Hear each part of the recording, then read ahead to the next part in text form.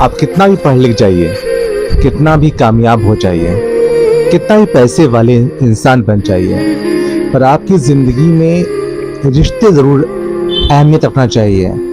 अगर आपके पास खूब बैंक बैलेंस है, एक बैंक अकाउंट खूब मेंटेन है, खूब अच्छा कमाते हैं, पर भाई बहन माँ बाप सब आपसे अलग हैं, नाखुश हैं, खफा हैं, तो एक आप देखा जाए दिवालिया इंसान है, बैंक करप्ट इंसान है आप।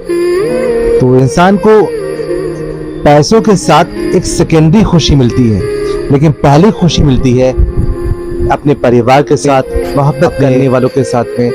तो कुल मिलाकर के आप लोग कुछ भी बन जाइए, एजुकेशन खूब हासिल कर लीजिए, पर खास करके अपने रिश्तों को जरूर से जम के रखना चाहिए।